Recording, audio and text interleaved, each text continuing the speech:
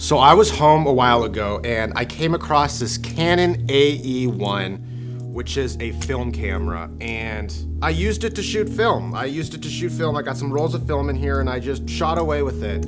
And with it came a 50mm lens and a 28mm lens.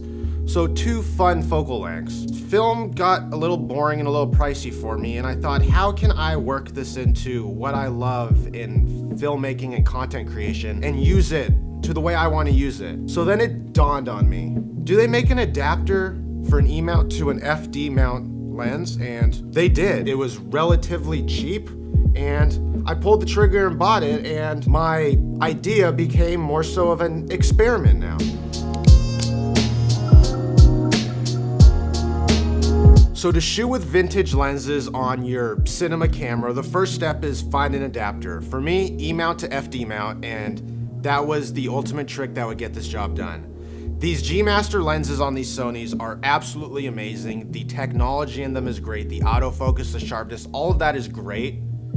But sometimes you want to shoot something a little bit different and have a more stylistic feel. And that's where I thought, how vintage could I get with these lenses on my $4,000 cinema camera? So the first thing when it comes to these lenses is you have to say bye to autofocus. There is no autofocus in this, so you're strictly manual focus, which brings you more into what a cinema camera can do, and working with cinema lenses is you don't really have autofocus as an option. But once you jump into manual focus, it becomes a lot more fun and a lot more of a stylistic way of shooting. Your rack focuses are a lot cleaner and a lot more to the hand and personalized to you, and it's really fun to be able to rack focus and know that's really the only option you have. There's cleaner focus breathing. Because you're manually focusing, going from unfocused to focus is just a lot cleaner, and if you miss your focus points, it's just a lot cleaner to get to the point you want to focus. So it is a lot of fun being able to play with the focus rings and get the focus points you want and really play with that feel to how you're shooting. So the next thing I noticed when shooting with these lenses outside on the FX3 is that it softens up the picture a ton. Your sharpness goes from like 100 to 50. And it's not that it's out of focus, it just gives you more of a softer, dreamy look to your shooting. And they make filters for that you can throw on a G Master. I have one from Moment coming on the way, which is like a diffuser. It's a specific look that you can't really mimic in post, which was fun about it. When it's sunny out, you're able to get some fun flares, and the flares aren't so much, you need to bump your aperture up to f9 to get the flare. You can really get these flares at a 1.8 or a 2.8 when you're shooting with these, and the flares within them are a lot more natural, and I keep using the word dreamy, but that's really the ultimate look you're getting, is this dreamy look. You also get this natural grain, and when I talk about shooting with these G Master lenses and you use these, you get a grain in them that it's something that you try to mimic in post, but it's not the same as when you're actually getting the grain. And this grain coming out of camera is a real vintage cool look, and it gives you that filmic look, but in video form. Now, I would never use this as an A-roll lens. I would never, because I rely too much on autofocus and I do want the sharpness in the lens when I'm shooting my A-roll.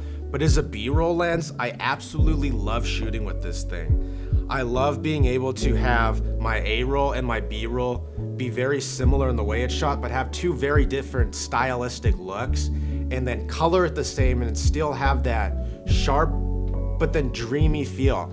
So it's really fun to be able to use this as kind of a B-roll camera, and especially outside and shooting products with lighting, it's really fun to see how this lens looks. And then finally, nostalgia. I mean, when you shoot with these lenses, it gives you a nostalgia feel, and you can really build an emotion inside of your footage, which is real fun to do. And the best films, the best video, the best content is the ones that bring an emotion to the viewer. And that's ultimately what your goal is in shooting whatever it is to bring emotion. So if you can do that with story, and you can also do it with lens and feel, it's like a no-brainer why you wouldn't try to switch it up every once in a while. I mean, these are old cameras and lenses. This stuff came out in 1976, and it's 2023. So the fact that a lens from 1976 is still usable in 2023 is pretty cool. But as the technology's growing, they don't work half the time. I mean, I throw it on there and sometimes I can control the aperture, sometimes I can't control the aperture. But all in all, at the end of the day, these lenses are just fun. They're just different. Is it an everyday lens? No. Is it a take it out and shoot B-roll every once in a while? 100%. It's supposed to be a lens that you can go out and you know what kind of feel you're going for. You know what kind of fun you're gonna have. And you can just get artsy with it. I recommend you get some of these. They're really cheap. The adapter's really cheap. You can find some cheap ones and go out and just like have fun and build a different style than you're used to. And yes, they are cleaning the windows right now. That's what this is for, if you've noticed. I just noticed. But make sure you hit that like button, hit that subscribe button, and I'll see you guys in the next one.